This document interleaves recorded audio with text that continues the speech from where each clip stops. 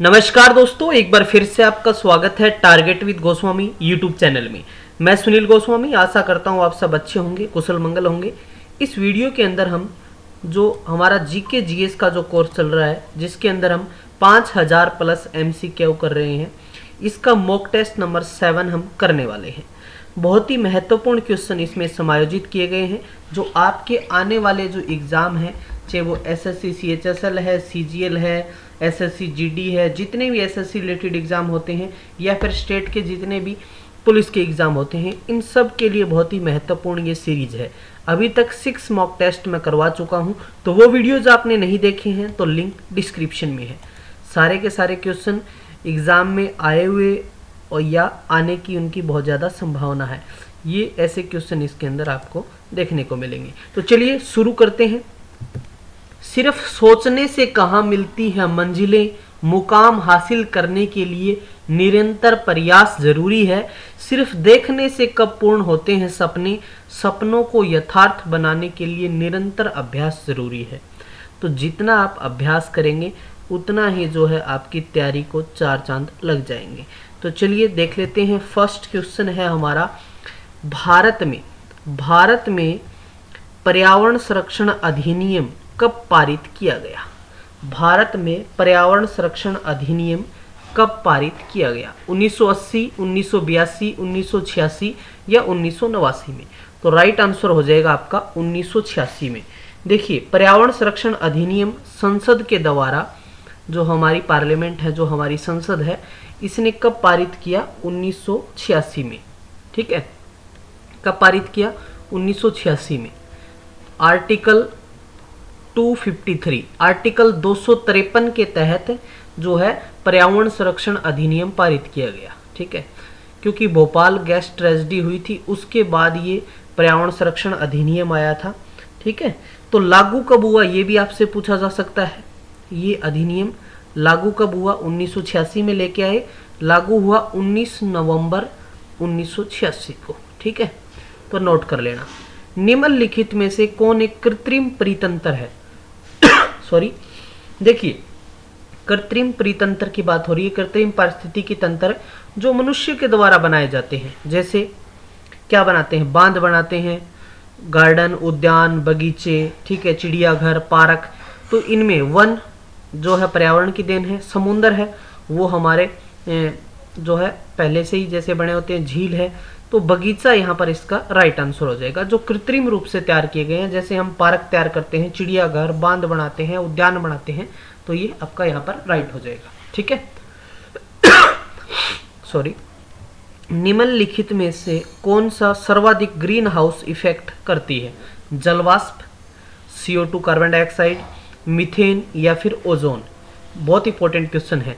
देखिए, green house effect की हम बात करते हैं तो जलवाष्प जो है ए राइट हो जाएगा। सबसे ज़्यादा इफेक्ट इनका रहता है। कितना? लगभग 36 से लेके 72% तक जो इफेक्ट है वो जलवाष्प का है। उसके बाद जो नंबर आता है वो आता है CO2 का। ठीक है, ये 9 से लेके 26% तक होता है। यहीं पर हम यदि मीथेन की बात करें तो इसका जो परसेंटेज रहता है 4 से 9% रहता है। और ओजोन की बात करें तो इसका 3 से 7% ग्रीन हाउस इफेक्ट करती है। ठीक है, तो यहाँ पर समझ आ गया होगा। आगे बढ़ते हैं। भारत के मुख्य भूमि का दक्षिणतम बिंदु पूछा है। मुख्य भूमि का दक्षिणतम बिंदु है इंदिरा पॉइंट, कन्याकुमारी, रामेश्वरम या लक्षद्वीप? देखिए, भारत के मुख्य भूमि का दक्षिणतम बिंदु यहाँ पर आपका राइट हो जाएगा कन्याकुमारी। क्या हो जाएगा आपका यहाँ पर? दक्षिणतम बिंदु आपसे पूछा है, जिसको कैप कोमोरिन। ठीक है, कैप कोमोरिन कहाँ पर है? कन्याकुमारी, तमिलनाडु। ठीक है, कन्याकुमारी, तमिलनाडु। ठीक है, TM कर रहा हूँ मैं इसको, तमिलनाडु। क्लियर है? यहाँ पर जो है दक्षिण बिंदु हो गया कैप कोमोरिन, कन्याकुमारी, तमिलनाडु। उत्तरी बिंदु जो होता है उसको बोलते हैं इंदिरा कोल। क्या बोलते हैं? जो उत्तरी बिंदु होता है, मैं लिख देता हूँ एक बार, जो उत्तरी बिंदु है, कई बार ये भी पूछ लेते हैं, तो उसको क्या बोला जाता है? इंदिरा कोल। ठीक है, इंदिरा कॉलेज जो कहाँ पर है, ये पड़ता है आपका J&K में, जम्मू एंड कश्मीर में। आप ये जो देख रहे हैं इंदिरा पॉइंट जो है, ये क्या है, एक तो हो गया मुख्य भूमि का दक्षिणतम बिंदु, एक हो गया आपका मुख्य भूमि से दूर दक्षिणतम बिंदु। तो से दूर मतलब मुख्य भूमि से दूर दक्षिणतम बिंदु पूछा जाएगा तो ये होगा आपका इंदिरा पॉइंट, जो ये कहां पर पड़ता है, ये पड़ता है आपका अंडमान निकोबार द्वीप समूह में। ठीक है, तो ये भी आप नोट कर लेना। क्वेश्चन नंबर 5 है, भारत में किस प्रकार का वन सर्वाधिक भाग में पाया जाता है? तो भारत का जो सर्वाधिक भाग पे पाया जाने वाला जो वन की हम जहां बात कर रहे हैं तो वो होते हैं उष्णकटिबंधीय पर्णपाती वन। उष्णकटिबंधीय शुष्क पर्णपाती भी लिखा होता है कई बार, उष्णकटिबंधीय शुष्क पर्णपाती वन है वो सर्वाधिक कितना 34.80%, मतलब सबसे ज्यादा यही होते हैं हमारे उष्णकटिबंधीय शुष्क पर्णपाती वन होते हैं। अगला है, निम्नलिखित कथनों में कौन सा सही है? हिमालय के पश्चिमी भाग की अपेक्षा पूर्वी भाग में जो है अधिक विविधता पाई जाती है, राइट है। हिमालय के पश्चिमी भाग की अपेक्षा पूर्वी भाग की चौड़ाई अधिक है, तो नहीं, तो यहां पर आपका केवल एक राइट हो जाएगा। ठीक है। अरब सागर में गिरने वाली भारत की सबसे बड़ी प्रायद्वीपीय नदी कौन सी है? तो देखिए, अरब सागर में गिरने वाली भारत की सबसे बड़ी प्रायद्वीपीय नदी कौन सी है? आपकी नर्मदा नदी है। कौन सी नदी है? नर्मदा नदी है, जो नदी छत्तीसगढ़ से निकलती है। ये नदी कहां से निकलती है? उद्गम स्थल, यदि हम नर्मदा का माने उद्गम स्थल, तो ये आपका है छत्तीसगढ़। ठीक है, छत्तीसगढ़ के अंदर माइकल पहाड़ी है और अमरकंटक चोटी है, वहां से निकल के आती है आपकी नदी। और ये नदी कहाँ, नर्मदा की हम बात करें, कहाँ कहाँ बहती है? आपके मध्य प्रदेश में और महाराष्ट्र में और गुजरात में, यहाँ पर ये नर्मदा नदी प्रवाह मतलब यहाँ पर इस जो बहती है। ठीक है। चाय की खेती निम्न में से कौन सी मिट्टी सबसे उपयुक्त है? अम्लीय, अक्षारीय, जलोढ़, रेगूर। कई बार तो यहाँ पर क्या मिल जाएगा आपको? लेटराइट मिल जाएगा, मतलब सबसे उपयोगी जो मिट्टी है वो है लेटराइट। तो यहाँ पर अक्षारीय, जलोढ़, रेगूर, तो यहाँ पर आपका अम्लीय राइट हो जाएगा। लेकिन आपको ऑप्शन में लेटराइट मिले तो आपको लेटराइट मिट्टी करना है। ठीक है, कौन सी मिट्टी करना है? लेटराइट मिट्टी। ठीक है। मानसून निवर्तन होता है। देखिए, मानसून जब आके चला जाता है, जब मानसून आके चला जाता है, मतलब भारत के दक्षिण पश्चिम मानसून की जब वापसी के रूप में जब जाता है तो उसको क्या निवर्तन बोलते हैं? तो उत्तर पश्चिमी भारत से बंगाल की खाड़ी, मतलब ये पूर्वोत्तर में चलता है और बंगाल की खाड़ी से होता हुआ जब जाता है तो उत्तर पश्चिमी भारत से बंगाल की खाड़ी यहाँ पर हो जाएगा, मतलब मानसून का जाना है ये। ठीक है, जाते टाइम का मानसून है।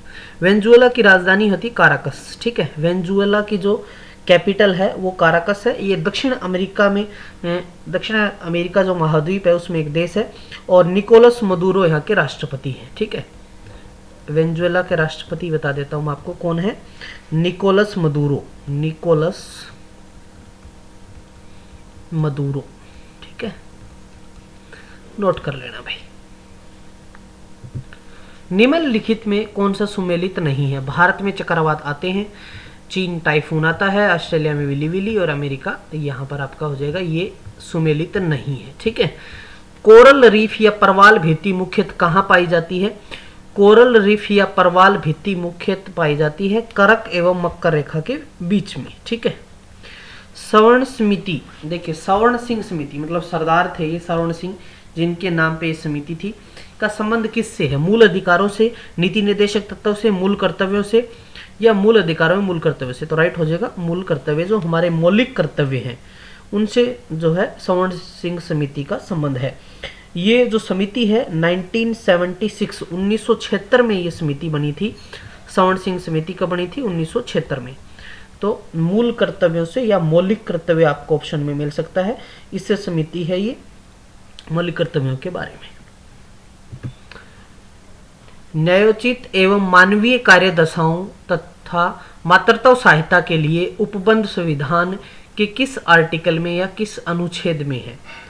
तो यहाँ पर राइट हो जाएगा आपका आर्टिकल 42 के अंतर्गत न्यायोचित एवं मानवीय कार्य दशाओं एवं मातृत्व सहायता के लिए उपबंध संविधान के आर्टिकल 42 में है, अनुच्छेद 42 में है। भारत के नियंत्रक एवं महालेखा परीक्षक, देखिए कंट्रोलर जो होता है हमारे कैग बोलते हैं, controller auditor general, CAG controller auditor general होता है जो, तो महालेखा परीक्षक के संबंध में निम्न कथनों पर विचार करना है। इसका कार्यकाल 6 वर्ष या 62 वर्ष, तो ठीक बात है। ये राष्ट्रपति के प्रसाद पर्यंत अपना पद बना रहता है, ठीक है। इसके वेतन अन्य सेवा शर्तें जो हैं राष्ट्रपति द्वारा निर्धारित होती हैं। उपरोक्त में से कौन सा कथन गलत है बताना है। तो यहाँ पर आपका राइट आंसर क्या हो जाएगा? राइट आंसर हो जाएगा दोस्तों उपयुक्त सभी जो है कथन। एक मिनट, भारत के नियंत्रक महालेखा परीक्षक के संबंध में कौन से कथनों पर विचार करना है? तो यहाँ पर आपको देखना है पहला कार्यकाल 6 वर्ष में से कौन सा कथन गलत है, गलत पूछा गया है, विचार करना है। तो यहाँ पर उपयुक्त सभी आ जाएगा, ठीक है। तो यहाँ पर एक इम्पोर्टेंट क्वेश्चन है कि बन सकता है कि वर्तमान में जो नियंत्रक महालेखा परीक्षक है वो कौन है? तो वो है गिरीश चंद्र मुर्मू, गिरीश चंद्र मुर्मू, ठीक है, गिरीश चंद्र मुर्मू। क्लियर है भाई? ठीक है, चलिए अगला क्वेश्चन है, राज्यों में मुख्यमंत्री समेत मंत्रियों की अधिकतम संख्या विधानसभा की कुल सदस्य संख्या में कितने प्रतिशत से अधिक नहीं होनी चाहिए? तो 15% से अधिक नहीं होनी चाहिए, ठीक है। रीट जारी करना उच्चतम न्यायालय की किस क्षेत्राधिकार में आता है? तो रीट जारी करना न्यायाधीश क्षेत्राधिकार के अंतर्गत आता है। दल बदल अधिनियम संबंधित संशोधन कब पारित किया गया? तो दल बदल अधिनियम जो संबंधित संशोधन है वो 1985 में, 1985 के अंतर्गत इसको 10वीं अनुसूची में डाला गया था, आपको पता हो तो 10वीं अनुसूची के अंतर्गत। और 1985 में ये संविधान संशोधन कौन सा था? तो 52वां संविधान संशोधन था ये,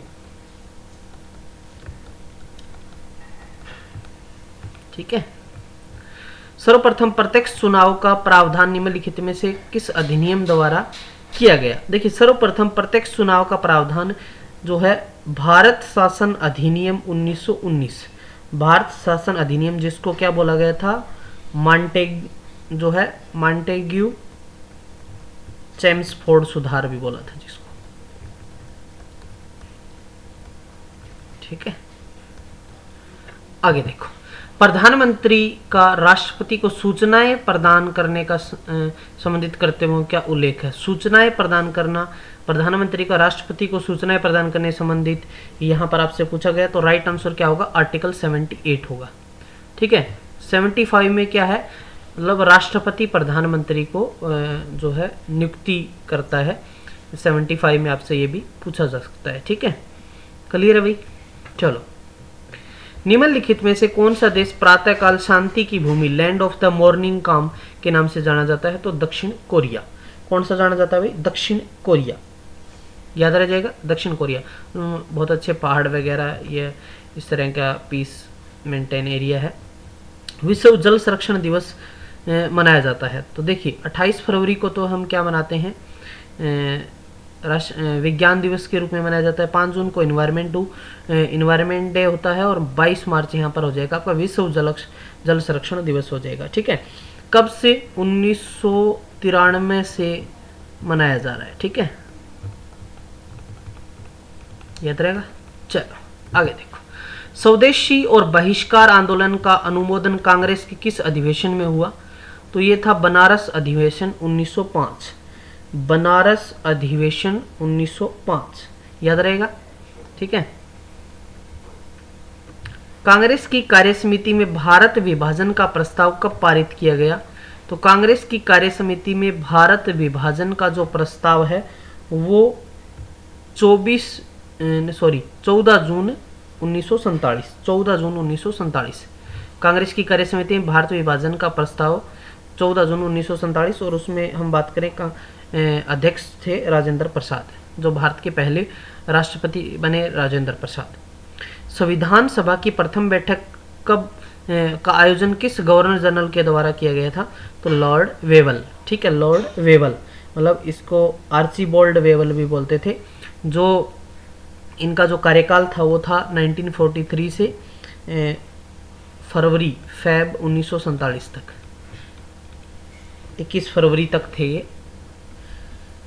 यहाँ पर एक और क्वेश्चन, संविधान सभा, तो संविधान सभा जो है की स्थापना भी पूछी जा सकती है। संविधान सभा की स्थापना, संविधान सभा आपकी कब बनी थी? तो ये बनी थी आपकी 6 दिसंबर 1946 को। और बैठक जो हुई थी, पहली बैठक की हम जहाँ बात कर रहे हैं, वो हुई थी 9 दिसंबर 1946 को। ठीक है, तो संविधान सभा की प्रथम बैठक, आपका राइट आंसर क्या हो जाएगा? 9 दिसंबर 1946।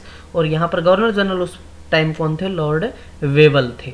तो ये थे most important question mock test number 7 के। आशा करता हूँ वीडियो आपको जरूर पसंद आ रहा होगा, तो ज़्यादा से ज़्यादा स्टूडेंट्स तक इसको शेयर करें। इस वीडियो को आप अपने इंस्टाग्राम पे और व्हाट्सएप पे स्टेटस भी इसको लगा सकते हैं। आप इंस्टाग्राम से भी मेरे से जुड़ सकते हैं।